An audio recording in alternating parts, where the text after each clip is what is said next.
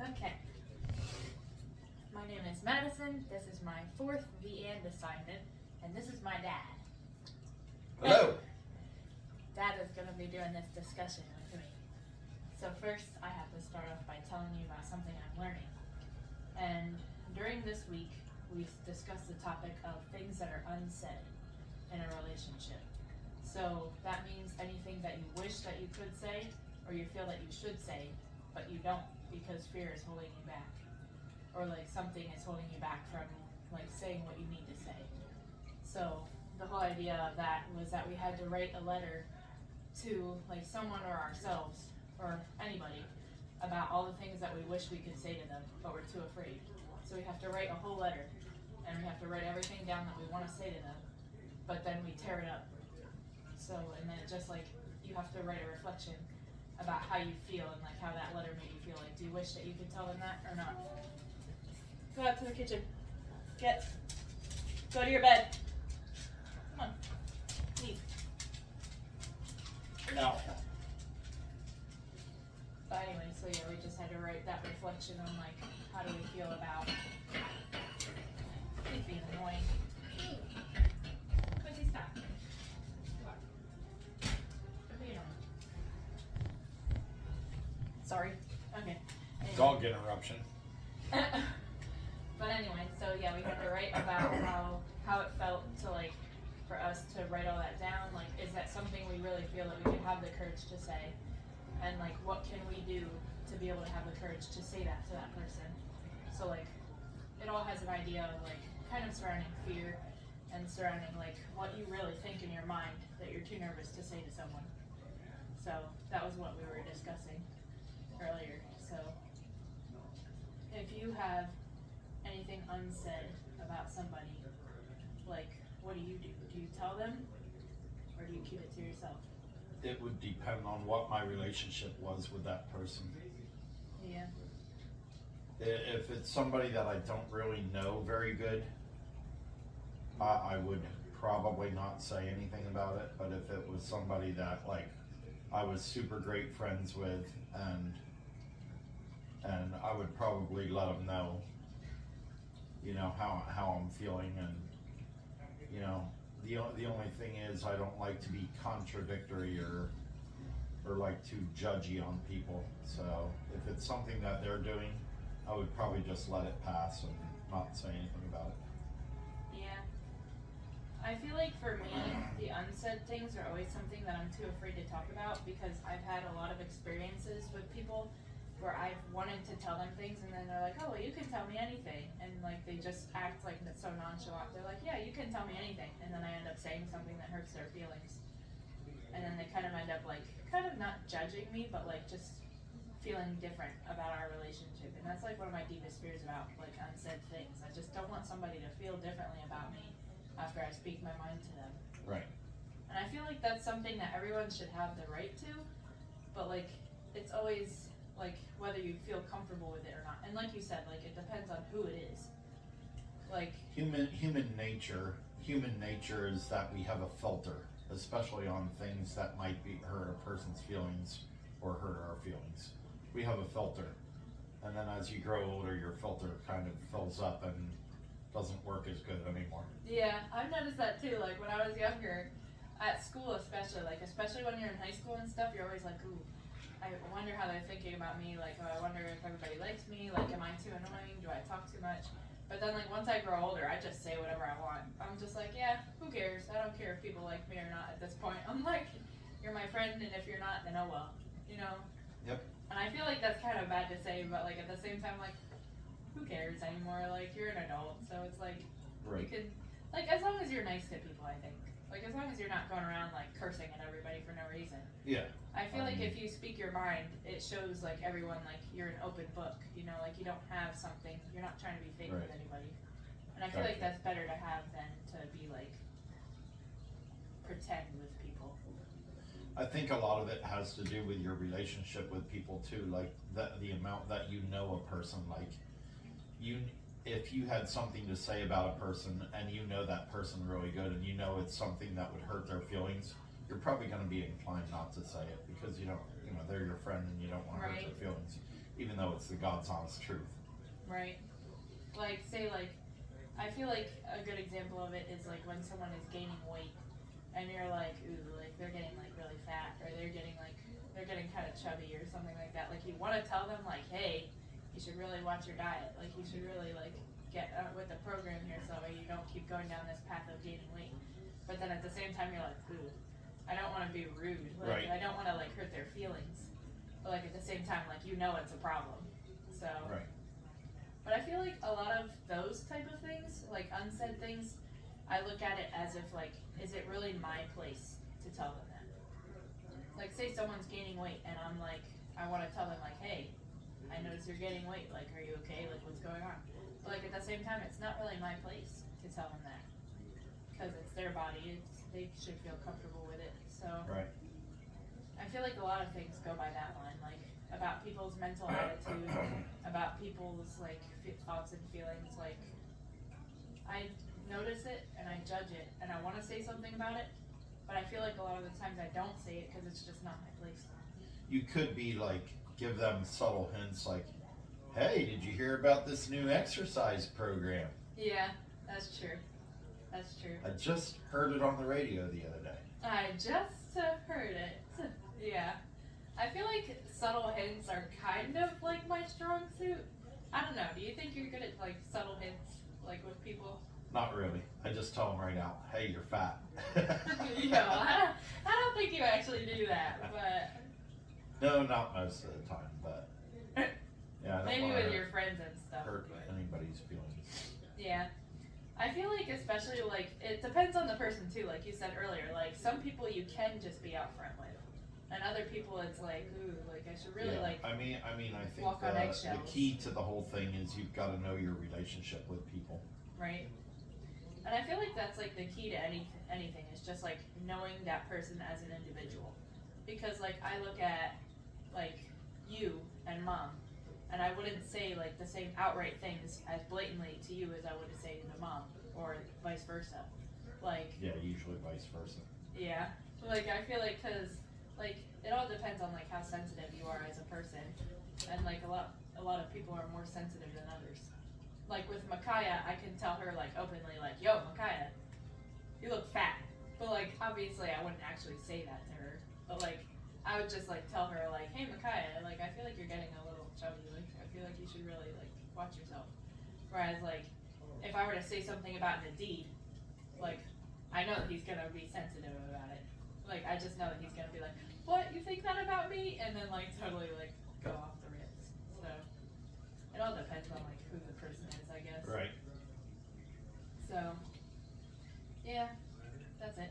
That's all I was learning so far. I mean there was other things I was learning, but that was this week's topic. Very good. So I guess now we can go to the and cards. And cards. Dum dum dum. The and. So this is just like a game where it has like little questions on it, and then you kind of like have a conversation about it. So it's fun. So, ooh, the first one right out the gates. What is your biggest regret? Ooh. My biggest regret probably goes back to when I was 17 years old. I was stupid and got caught shoplifting.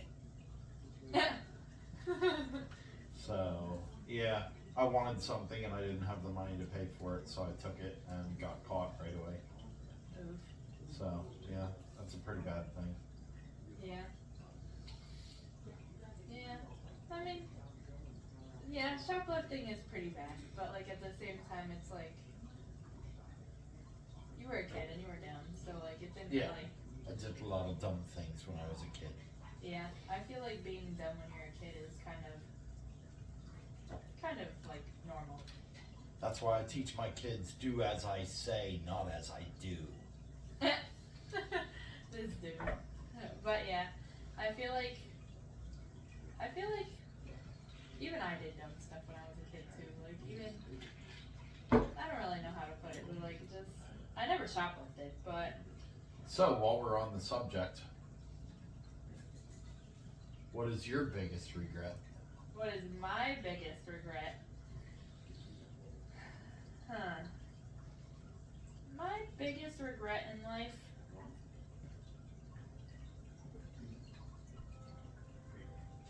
The one that immediately comes to my mind is just keeping myself isolated from social activities when I was in school. I feel like I regret that a lot. Like, I always worked and I worked and I worked and I worked at an early age. And I feel like I didn't really have like a fun childhood. Like, I mean, childhood before like I was in high school was good. You know, like I went out and I played with my friends. Like a and social life with your classmates right, and like stuff. classmates. Like, I didn't do sports and I didn't do like clubs or anything, and I feel like I could have. And I feel like that's my biggest regret so far. But like, I don't really like regret the things that I did do because they taught me how to be responsible, like working from an early age. It taught me how to save money, taught me how to be responsible and stuff like that. So I don't mind that. And it built up my resume, so I have a lot of experience with that. But like at the same time, I kind of just wish that I had something more fun. That way I could tell my kids like, oh yeah, I played basketball in high school or something cool like that. Yeah. That would have been cool. But now the question is, what is regret? That's the word I'm going to think. What is regret? What is regret? Regret is something that you look back on in your life and feel bad about. Yeah. Like, boy, I wish I wouldn't have done that. Yeah. That's regret. I would say that regret to me is a feeling more than it is an idea or a thought. I feel like regret, you don't think about it and you're just like, yeah, I regret that. Because you just see something and you're like, yeah, that was bad. I feel like it's because you hold that kind of remorseful feeling inside and you're like, ooh, like I really regret doing that. Yeah, I agree. And I feel like just to look at the deeper side of it, like I just feel like when you regret something, like you feel like bad about it and you're like, oh, like it kind of gives you that like down feeling about yourself where you're like, I wish I wouldn't have done that. So I feel like sometimes you can have like a small regret too, but it's like, how often do you look back at something small and think like, oh yeah, I really regret doing that? You know, it had to be something like monumental in order to regret it, I think. Yeah, I mean, I kind of agree with that. Yeah. I mean, yeah. I mean, like, I don't look back at it now and hate myself because that happened. I mean, it was a learning experience on something that I shouldn't do, you know? Mm-hmm. And what's worse is how it made my parents feel when they found out that I got caught shoplifting. You know, that is really the more regretful part of it to me because I didn't ever want to be a downer to my parents. Yeah. I feel like that's something that like, I feel like that's where I was getting at with the feeling of regret. Like instead of just being like, oh, I regret doing that, it's more so like how it made you feel in order to feel that you need to regret it. Quincy, shush. He's being bad. But anyway, you want to ask the next question? Sure. Okay. How does your relationship with your family affect your relationship with others? This is actually a good one because I was actually just thinking about this the other day.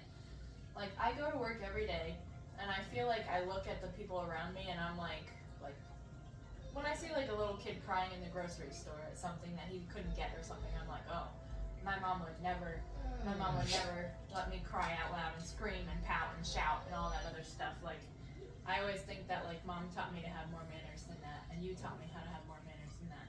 And I feel like even with grown adults too, it's like not a lot of people have like as many manners as I have because I was raised that way. So I feel like just having parents and like having siblings and stuff that taught me like important things like sharing and having manners, saying please and thank you, like having kind of a household where we care about that sort of thing, where we care about being kind and respectful to others. That taught me to be kind and respectful to others even after I moved on and became an adult. So I feel like when I'm with others, I try to have the same respect and caringness that I've always had, that I was raised with. But I feel like everybody else doesn't have that. Like, I just feel like a lot of people now are just like so unmannerly, and it's it's like, especially kids my age, I look around and I'm like, did your parents like ever teach you not to do that? Like, it just doesn't make sense to me, but I was raised to have that kind of outlook. Alright. Alright. Yeah, I mean, I hold you kids up to not unreal, but high expectations because I know what you're capable of. Yeah. You know, so. And what- you raised us the right way. Right. I mean, we always raise this family with love and hugs and sponsorship and, you know. Except for the youngest kid. Quincy, go to your bed. So, yeah, I mean, I look at other people's families and, you know, in some aspects, I think, you know, some parents don't have great relationships with their kids, you know, and I'm thankful for what we have in this family.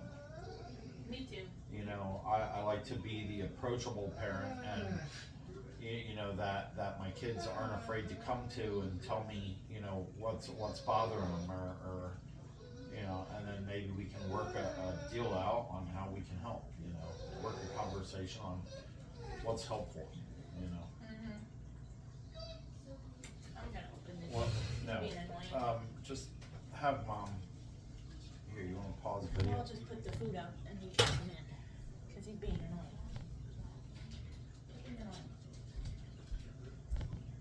Sorry, dog trouble again. Dog interruption again. So, yeah. Yeah. That's all I have on that. I feel like when you think about like your family and your moral values, I feel like that has a big effect on how you see other people.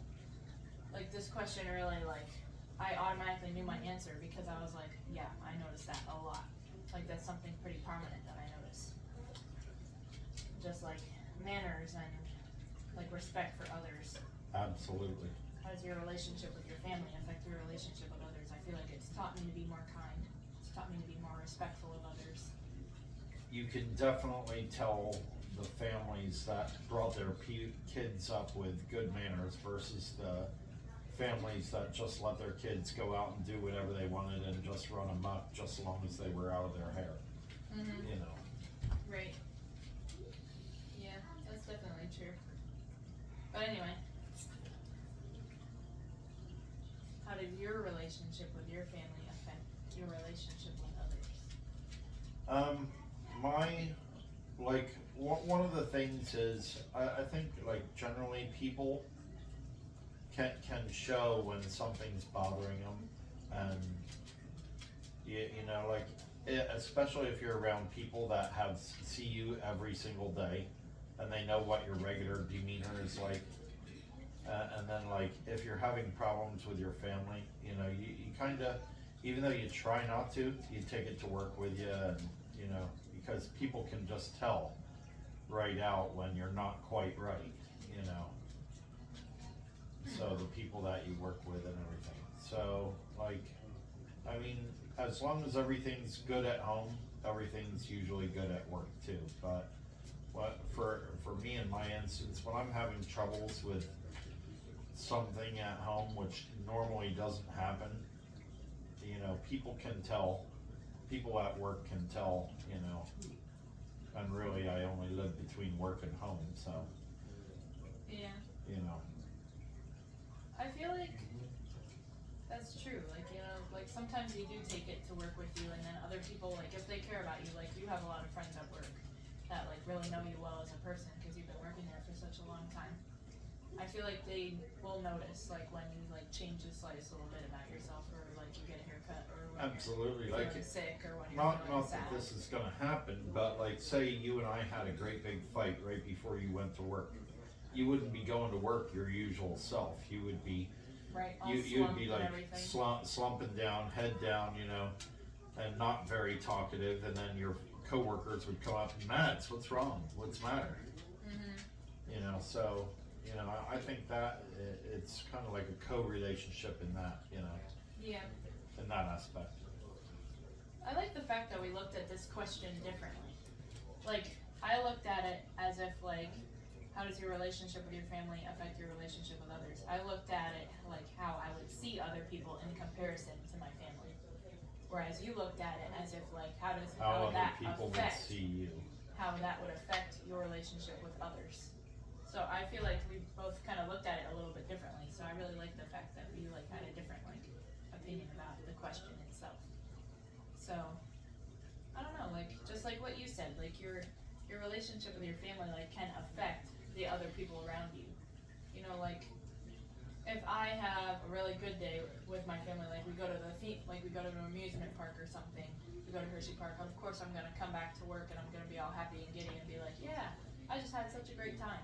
But like if something bad happened, like if like Oma's funeral. like obviously everybody was sad about it. So it was like you take that to work with you and people are gonna notice.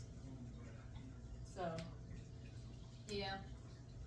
But the word I would like to pick from this one is relationship. What is a relationship? A relationship is how you react with a certain other specified individual. What your status in the matrix is with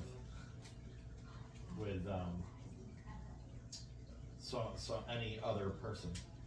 You can have or animal or thing. You can have a relationship with your animal. Mm-hmm. You know, you can have a special relationship with your boyfriend.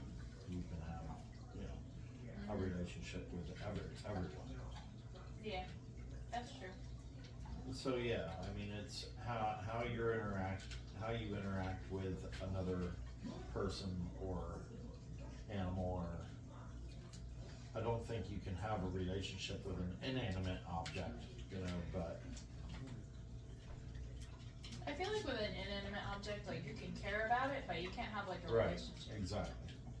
Because like the word relationship to me means like something that you hold dear, something that you can have like an actual connection with. Right. Like a relationship and a connection kind of go hand in hand. Like you can have a connection with an inanimate object, as in you like that thing, but that can't reciprocate anything Right. towards you. I feel like a relationship is all about reciprocating common, like Like, similar I feelings. love my truck, but I love my wife in a completely different way. Right. But like your truck can't love you at the same way. Like I feel like Right. your wife would be able to, whereas your truck ain't gonna love you. Like I hate to tell you, but unfortunately not. But like animals too sometimes, like you can have a good relationship with your animal, because your animal can also reciprocate feelings. Like Right. you hug your dog licks you on the face to show that he loves you. Like of course it's not gonna be something like human to human contact, Right. but an animal can still show that they care about you the same way that you care about them. And I feel like that is what a relationship, like, that is what a relationship is. It's just common, like, love and affection, or even, like, anything, like, even a bad relationship. You can still have, like, similar hatred feelings towards each other, and that would Sure. still be a relationship. Yeah. So, I feel like a relationship is just reciprocated feelings and thoughts and communication. That's what it means to me, anyway.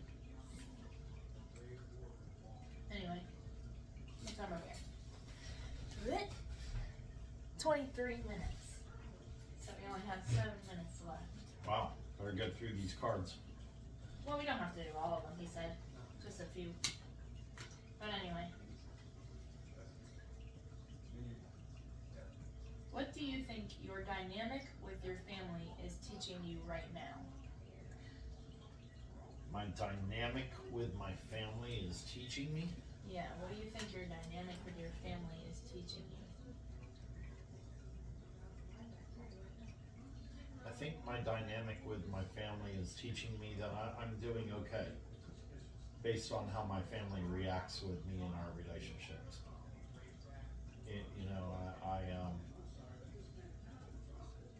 Like I said before, we try to be very open and honest in our conversation, and we try to be respectful and uplifting, and I try to be supportive and encouraging more than what am I looking for? Disciplinary, I guess. Yeah, I think you're pretty good in that area. So, I mean, of course, if you kids did anything that I would consider bad, I would definitely would show another side of myself, you know, and redirect you in a different direction, you know. Mm-hmm. But, I mean, that's never come up, so we haven't had to worry about it, Yeah. so. I feel like what you said is true. Like, I think you're doing okay. Like, from my opinion, you're doing all right. And I feel like a lot of the things that we do in our family, like having our like little like talks every once in a while as like a whole group family thing, I feel like that's really important to have like a good family dynamic. And it teaches you a lot. Like it shows you like what your family truly thinks like when they don't speak. The bottom line is you've got to be respectful of everyone's thoughts and feelings, and just keep everybody in the loop in communication, because it hurts people to be left out of things. Right. So, like, if you tell me something that mom doesn't know, you usually tell her right away too. So, vice versa, if I would say something to you, you know, unless it was like a super big secret that was just kept between, you know, two family members, I think we have a pretty good dynamic in the family where we just have an open line of communication, and, you know, that way it's important because each member of the family then has several different avenues where they can go. You know, like if I had a problem with something going on, I could get a male perspective from Dalton, or I could get a female perspective from you. Mm-hmm. You know, so. I think that's important too, because like each person in our family has their own personality. Right. And we all are very different from each other. So I feel like if I wanted to talk to someone who's like more sensitive about certain things, I would talk to like Micaiah, or somebody that I know would handle it with care. But like if I wanted to talk to somebody about like something a little bit more like, I don't know about career focused, but like maybe just something a little bit more like technical, I would talk to like Dalton or you or something like that. Or if I wanted to get advice, I would go to you or mom, because Yeah, don't give me any of the sentimental things, cause you know my answer would be suck it up, buttercup. yeah, I don't know about all that. You're pretty good with sentimental stuff too, but I feel like with your family dynamic right now, it is teaching me that I need to focus more on just, it's not just teaching me to like be better, but it's teaching me to like appreciate things that people are doing for me right now. Cause like you, mom, Micaiah, Dalton, Nadeed, like all of you do a lot for me that I kind of take for granted sometimes. And I feel like right now, like I feel very supported in that aspect, that I'm like still going to school and you guys are like just letting me stay here rent free and everything like that. I feel like I am much more supported than I deserve sometimes. And I feel like it's kind of teaching me to be a little bit more appreciative of that aspect of what people are doing for me, and even just little things, like when Nadeed asked me out on a date on surprise, and like all of a sudden, like it just takes me out for no reason. It just like teaches me to appreciate the little things a little bit more often.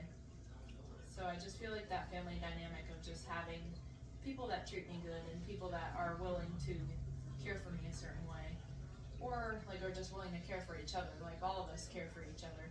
You know, all of us love each other very much, and we all care about each other's well-being. And just having people that are upbuilding and people that can work together to have like a sustainable lifestyle. Like I'm not saying like we're heroes or anything all the time, but like at the same time we all do good for each other. We all make sure like, oh, you cook the meals at night when mom has to work late, and you make sure that we're all fed. And then like Dalton comes over and he plays video games with us to make sure we're all having fun together and stuff. Like we all do things, like little things that I feel like are taken for granted sometimes. Like I feel like I do anyway, but I feel like that's the one thing that I can learn, is just to appreciate things like that more often. So I feel like that's just something that I could learn from our family dynamic. But anyway, do you want to pick the word? Let me see. It doesn't need to be in the question, but just any word that stuck out to you from our conversation. Dynamic. What do you think about dynamic? I feel like the word dynamic has a few different definitions. Like dynamic, I think of like dynamite or something like huge, something like something amazing, like something big. But like dynamic in this way is used as like a group of people that work together. Right. Whereas like it's like who does what in a relationship. It can be a noun or a verb. Right. Or an adjective actually. But like it can just be like it can be like a bunch of different things. But the word dynamic, I think of something great. I think that's what mainly comes to my mind, is something great, because Me too. whether it means like dynamic as in like something that is like catastrophically huge, or something that's like a very like good event, like a very something important, something big. Or it can be dynamic like how people work together in a relationship. That's also something great. I think it's important, like something big or something important, something grand. I don't really know what else word to use, but that's how I see it. Alright. Yeah. What do you think? Dynamic to me is, like you said, something. Yeah, like something like blowing out of the water. Right. I mean, but yeah, used in this sense, it's like how everything is structured. Mm-hmm. Structured. So. Right. Yeah. Should we go to the next card? Yeah, sure. I think it's my turn to drop a card. Yeah, it is. Alright. What's a memory from your childhood you never want to forget? Ooh, that's a good one. A memory from my childhood that I never want to forget.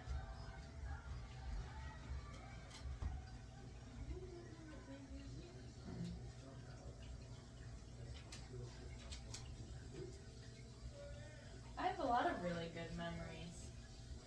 I feel like my top number one memory that I always remember as like what is my favorite memory from when I was a kid was the time that we went to McDonald's with Oma and we came back and you guys had gotten us all those gifts. I feel like that was a really good memory. And I feel like, but like, one that I cherish the most,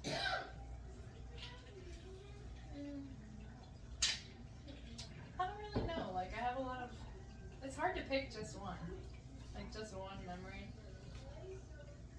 I'll just use the gift alone for an example. Like, that was just like such a great day. Like for a kid to get that many gifts on like one day, it just felt like so good, and like it just like made me so happy. Like especially because I was like a kid, and obviously I liked all that stuff. Right, sure. But like at the same time, it was like just spending time with family too. Like Oma took us out to dinner at McDonald's. That was fun. And then like we came home and everybody got to spend time together, and we just like got to like open up a bunch of gifts, and we all got to play together and stuff like that. That was a happy memory for me to have as a kid. I don't know, I never want to forget that one. That just makes me happy every time I think about it. But, like I said, like I have a lot of probably better memories than that one, but that's just the first one that popped up into my head. What about you? What's a memory from your childhood you never want to forget? Well, I mean, it depends on how far back in your childhood you go. Like when I was little, one of my biggest memories was my mom taking away time from her day to come play with me in my sandbox with my toys. You know, that was humongous, you know. But if you want to talk later on when I was a kid, it would probably be me and my best friend John Repture John Repture. jumping off of a pontoon boat in the middle of a lake on a church trip in our underwear. That's a good memory. Yeah, I mean, it was fun. It was fun. We had a lot of great times together, a lot of great stories. Yeah. So. I feel like memories from your childhood that you never want to forget are always like the happiest memories. And it like, like just like the silly memories too. Like I feel like whenever I think of like a memory from my childhood, it's always something silly, and I feel like it's always something like funny that I laugh at immediately when I think about it, or like something that makes me feel good inside whenever I think about it. So I feel like that's the best thing about a memory.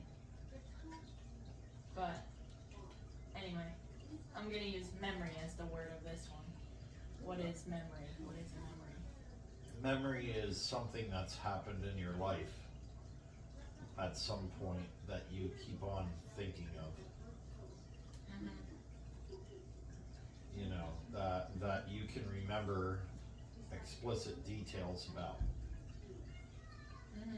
So, I feel like whenever I think of the word memory, it always makes me think of the movie Inside Out. Like how all of the memories are stored in like little yeah, orbs. yeah, I feel like our brain could be like that. Like it could like store all of our memories in like a little vault and like keep them safe for whenever we want to use them. Like it just, I feel like sometimes memories do fade also. Like all Yeah. of the little things that you don't really right, remember. yeah, I mean, there's stuff that, like, it was a very good, movie that you brought up, Inside Out, because there's certain memories that you'll never forget, Mm-hmm. And those and ones shine on forever. they're your core memories, Right. you know, Like and something that makes you who you are. then there's other memories that you think about, you know, once in a while, but not as much as you think about them core memories, you know? Yeah. So, And I feel like when you go to sleep at night, like how they do the little refresh, to like flush all the memories down the toilet into the tubes. right, It's like, I feel like that's really like, I feel like that movie just did such a good job like depicting what it is like right, to have like memories and stuff like that. And like the little islands that make up your personality, like I feel like that was just so good too. But like the idea of just the memories and stuff like that, like all being a little orb that you can like rewatch, you can like rewind it and rewind it and rewind it and play it again.